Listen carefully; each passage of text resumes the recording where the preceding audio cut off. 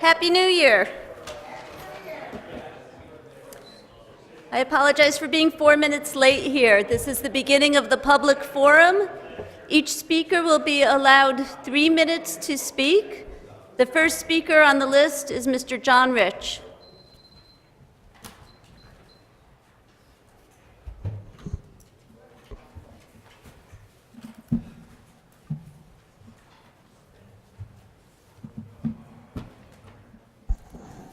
Good evening and Happy New Year as well. My name is John Rich, 68 Willow Avenue. I'm also the co-chairman of the Dog Park Subcommittee. I was a little surprised when I saw the agenda for tonight that the Dog Park Subcommittee report was on the agenda. It was my understanding that only council members have the right and privilege to put things on the agenda. And here, my item appeared, and I hadn't even asked for it yet. Well, I guess that might be when bad politics mixes with good government. In any event, needless to say, I want to try and give you the timeline because you need to table that item for tonight. The report is not ready.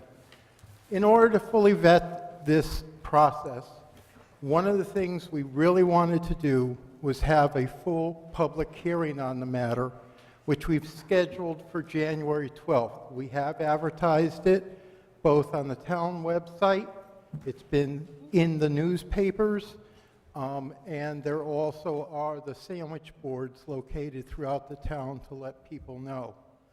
So we're hoping that also some of the council members can come out. If you have some input that you'd like to do as a member of the public, please come and speak to us so we can hear you. From the 12th, the next step for us will be a meeting on the 25th where we hope to finalize that report. With that report finalized, we will send it to the Parks and Recreation Committee itself on February 2nd, which is when their next meeting is. And hopefully from there, the Parks and Recreation Committee will pass the report forward along with any recommendations they might have to the full council. So give me 30 more days and we'll have a report in front of you. Thank you. Okay, thank you very much, Mr. Rich. I just want to inform you that I have a text from Councilman Kadim asking me to put Park and Rec Dog Park Subcommittee on the agenda. On December 24th. That was Christmas Eve. It says, thank you, Merry Christmas to you and your family. God bless also.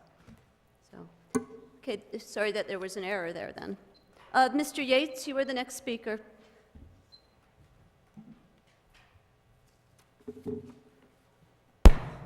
Thomas Yates, 30 Avery Street. I'm here to speak against giving the blight officer a full-time job. It's tonight, I guess it's 8.1 resolution. You're supposed to vote on it tonight. Keep this gentleman at a part-time. You know, this council's supposed to look over keeping costs down in this town and not give the gentleman a full-time job, whether it was even advertised publicly or not, I'm not sure on that. But what's the total cost of this position?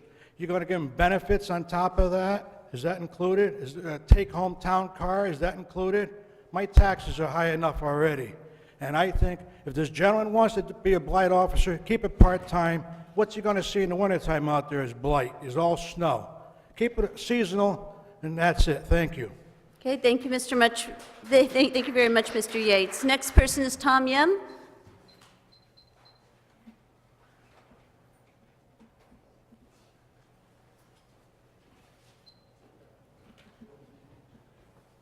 Good evening, everybody. Thomas Yem, 746 Broad Street. I have very few words tonight to say to council, but partly that's because over the last week I've probably written 7,000 words to council in any number of communications to council members, subcommittee, Shakespeare subcommittee members, other members.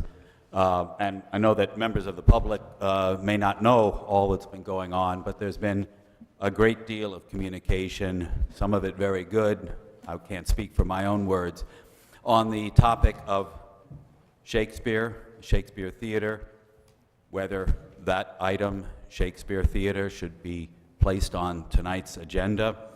I happen to be in favor of it being added to tonight's agenda. I will leave it to council members to make that happen or not.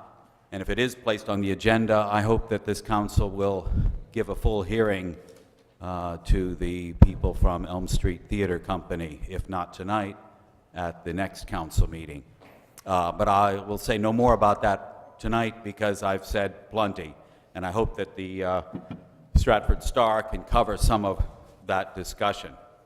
What I would like to mention is I notice on the agenda tonight is Center School. Now, many of you were not there last week, but there was another presentation at Baldwin Center. It was at 6 p.m. on Wednesday, January 4th, so I'm sure most of you were unable to attend. It was another presentation on TOD, Transportation-Oriented Development, but of course what that turns out to be is demolishing Center School. In fact, this particular presentation, several members from regional councils and from Public Works, it was even more lame than the one in November. It was about 30 seconds on TOD, and then all of a sudden, let's demolish Center School because we got some free money, which of course is not free. I noticed Center School is on the agenda tonight. It's been on the agenda for a month or two. I certainly hope that this council will pick it up and pass a resolution stopping the destruction of Center School. Thank you. Thank you very much, Mr. Yem. Next speaker is Ed Goodrich.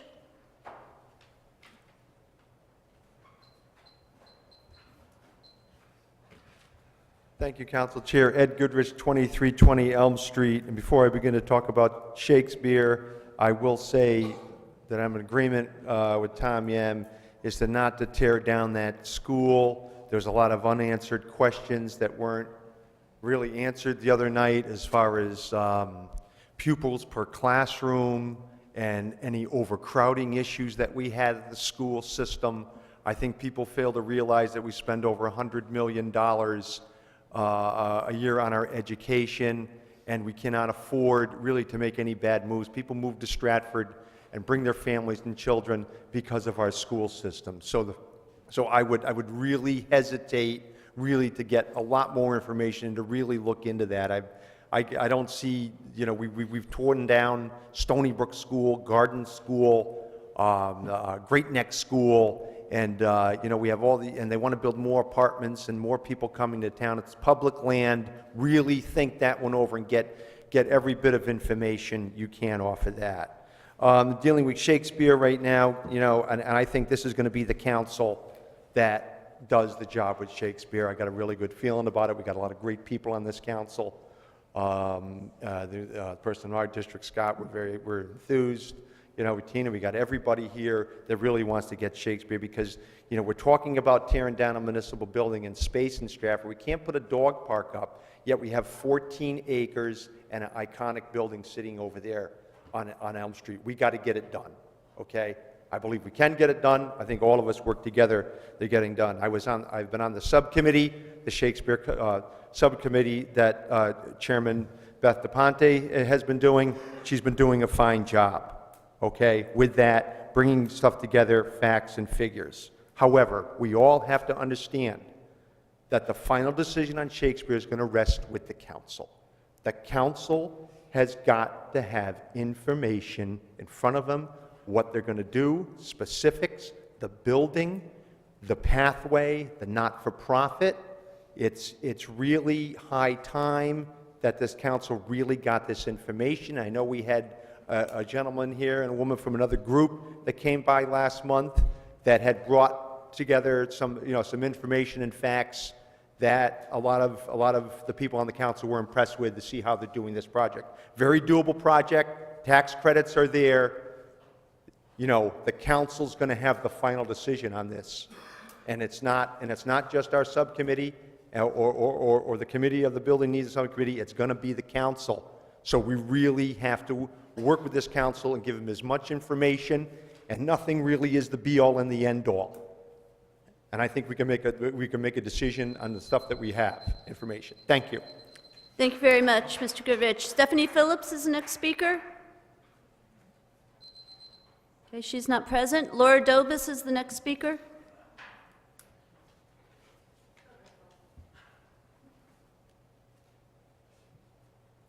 Hello, I'm Laura Dobus, 1460 Elm Street. I'm going to read this because I had to prepare it. I've been homesick for like the past month. My question is simple, and it goes to each and every one of you, all 10 of you who are present.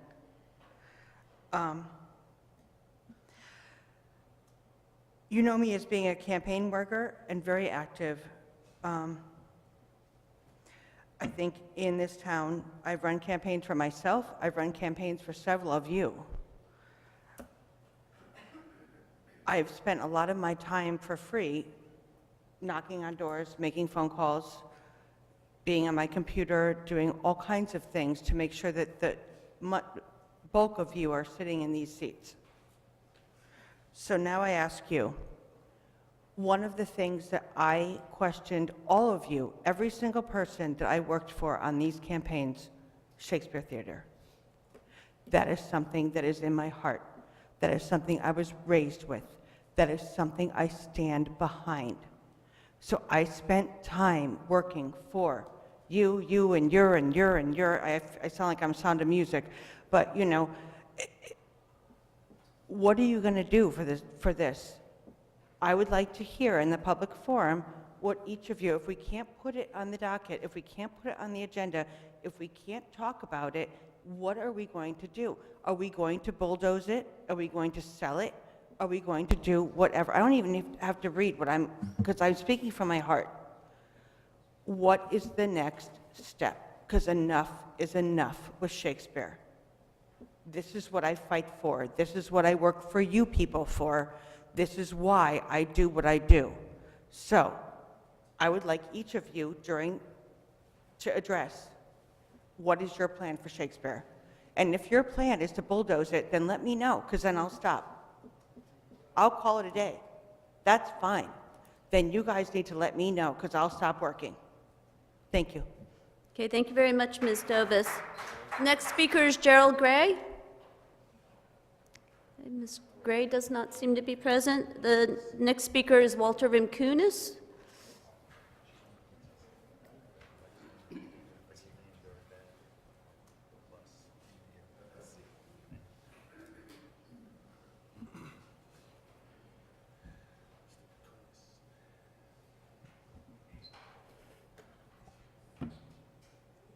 Good evening.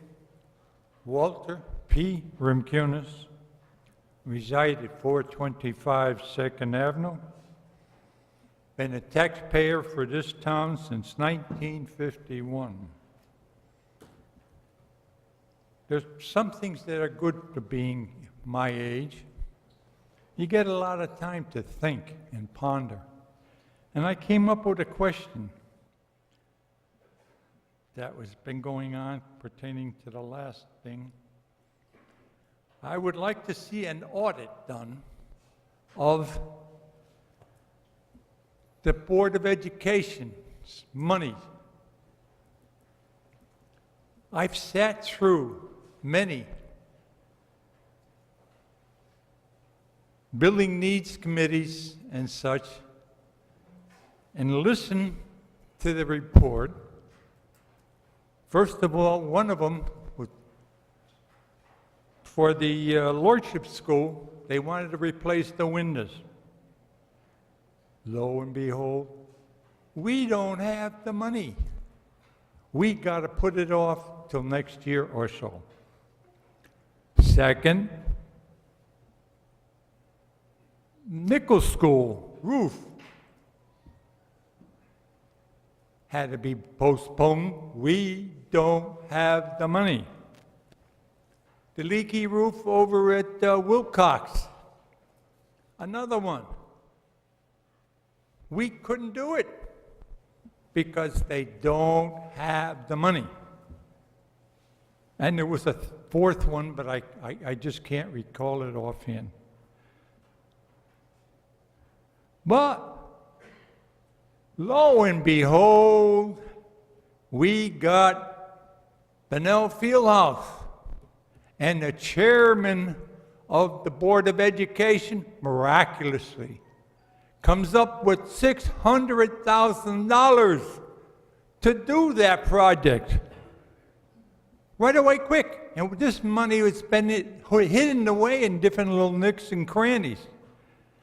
That don't sit good with me. If we have any monies, it should be used for the purpose and then returned back back to the town. Not secreted off little places where we can come up with these favorite projects of certain people. Number two, I see in tonight's, over here, Short Beach Commission. I thought it was just a commission. But I see they want to do all the monies they get from the restaurant should go to them. Hey, how much money did the town put in there to renovate that building? How much money does the town each year put in there to maintain the golf course? And we're going to give them that money? No. Okay, we go down to another one, number D on the list. Short Beach Pavilion rentals. They want the same darn thing. The town public works maintains it. The town takes care of it. We got people over there to take care of it. But the Short Beach people decided that they are the ones that should take care of it, and the town go to whatever. Oh, I got one more, and I'll get out of your way here. I see we got a new process going on now. I don't know who did it, how it got started. But if you have a project, right away, quick, what's the first thing you do? You get hold of the reporter from the Connecticut Post. The next day, front page news, Stratford. We're going to build a carousel. We're going to do the dog park. Everything. It's all there, over there, for Mr. Fizzette's position. His wanted. It's all on the front page. Stratford's got to do this. Who put the start of this? I don't know. But it is not the, it is your people to bring it up and talk about it. Not the paper, Bridgeport paper, coming up with ideas from people and giving people the wrong impression. Thank you very much. Okay, thank you very much. Is there another sheet there? No, Stephanie's here. I know, but I think there were other people who wanted to sign up too. If you haven't signed up, you need to sign up. Only one. Okay, and then I'll go back I through. can't read it, but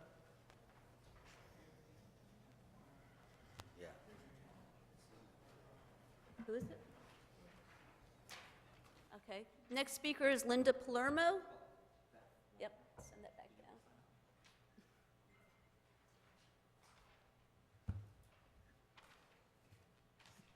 Linda Palermo, 46 Vault Place. Now that I hear that the restaurant wants the money to go back to them, I think you better hold up on that, because I'm looking at getting further compliance there on the outside of the building, because it's not in compliance.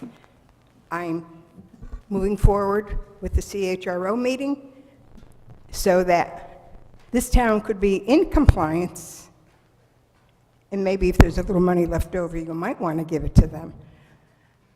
Also, I'd sure like to see you move forward with Shakespeare. Haven't had that joy in a while, and we sure need it. It's a picker-upper for the town and the town people and people that visit us. The school, leave the school alone. That's what they always want to do. Let's take it down. Why? So you could put up something you want. Leave the school alone and use it for what it was intended to use it for, a school. And my last item, each year, over the past 3 years, the tax refund for the elderly gets to us later and later and later. Now, I don't know if there's something wrong with the machine in the tax assessor's office. The last 2 years ago, we got it the week before Thanksgiving. Last year, we got it the week following Thanksgiving. And this year, it arrived at our doors on January the 2nd. That really is tax that should have been returned to us last year. I don't know what the problem is, but I'm asking that this council look into it and see if there's a budgetary problem in this town, because they should be moving that money out. We're the backbone of the community. We've put money in here, just like many other people. Maybe they passed on or they moved to another state. We'd like to get our money in a timely fashion, not the day after New Year's.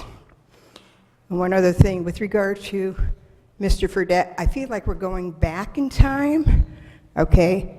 In the Vacola era, well, he was right in there with Vacola and Bobby Vacola and this and that. But I have a question. If he no longer has the car lot, whose car lot is that? That car lot was supposed to have 2 or 3 cars there. All of a sudden, you see the cars packed into that parking, into that for sale area, and they're even out on the street. I think the town should look into it. Let's make sure they're paying their property, and this town is getting its comeuppance. Thank you. Okay, thank you. Next speaker is Stephanie Phillips.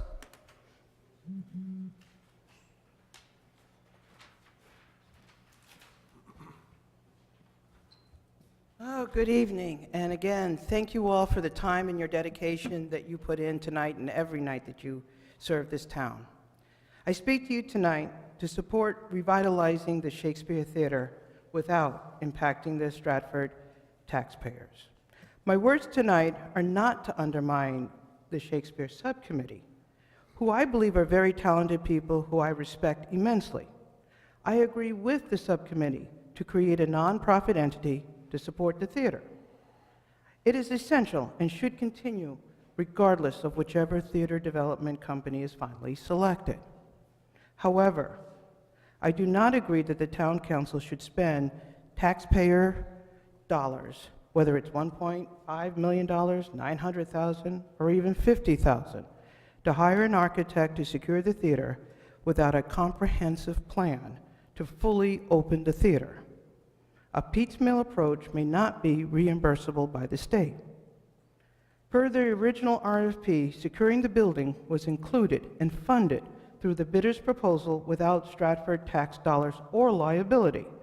A remediation proposal from another hired architect per Ms. DePonte's plan via the subcommittee, as she established, was already documented, funded, and submitted by the Elm Street Theater Production and the Stratford Stage Group, although I disagree with SSG's hotel idea. I am concerned that the town would inadvertently be responsible for any potential legal claims in the future, again, driving up the town attorney cost. The state will reimburse up to 70% of repairs and abatement and tax dollars if it is part of a comprehensive project proposal to open the theater with a clear completion, such as offered by Elm Street. This is what we want, to open the theater. Even if you disagree with the viability of tax credits, the town representatives have a responsibility to vet Elm Street's proposal if there's even a chance to save taxpayer dollars.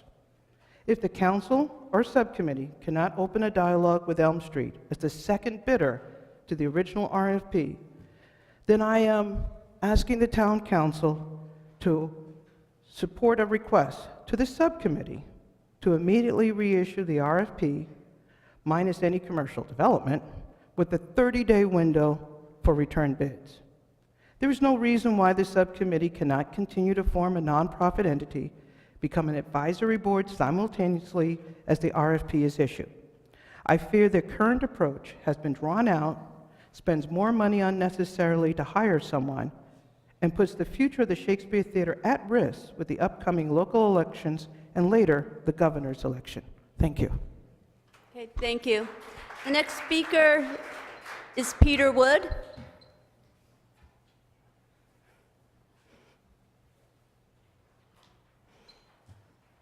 Good evening. My name is Peter Wood. I'm a member of the Shakespeare Subcommittee. I didn't want to get too close, as there was a lot of reverberation earlier. I'm one of nearly a dozen members of this committee that have been working for the past year to first become familiar with the needs of the Shakespeare property and the theater itself, take a look at some of the previous efforts and information that's been provided to the town by these previous efforts, and begin to look into what a long-term management strategy would be and what an immediate term process would be to preserve the building so that it does not continue to deteriorate. This is the first thing that we are about to act on. We're actually acting on two strategies simultaneously. One is to look into creating a nonprofit organization that can provide oversight to theater operations down the road. And the second is to provide an RFP through which an architect with experience in historic renovation can be retained to create a scope of work to simply protect the theater building. There has been intrusion from water, from animals, from vandals, and that's causing continued deterioration of the property. I myself have been a real estate developer for most of my career, and for more than 30 years have used tax credits to renovate properties and to build new developments. One of the things with tax credits is you really only get one bite at the apple. You can't put in for tax credits to do one small scope of work and then come back later and put in for the same property to do it again. So for us to actually implement that approach, we have to have all of the associated financing lined up to undertake the full renovation that is going to be necessary of the property. Right now, the step we're trying to take is just to preserve the building from any further damage and deterioration. I think I speak for the entire committee in inviting anyone from the council to attend our meetings. We have several council members on the committee, but if there are any question about what we are discussing or are proposing, I'd encourage you to attend. I know there was a report that I believe we issued in December to update council members, but if you have any further questions, I think any of us would be available to assist. Thank you. Thank you very much. The next speaker is Gerald Gray. And if she is not present, then, and if there are no other speakers signed up, then I shall end the public forum. Thank you very much. I'm adjourning the public forum.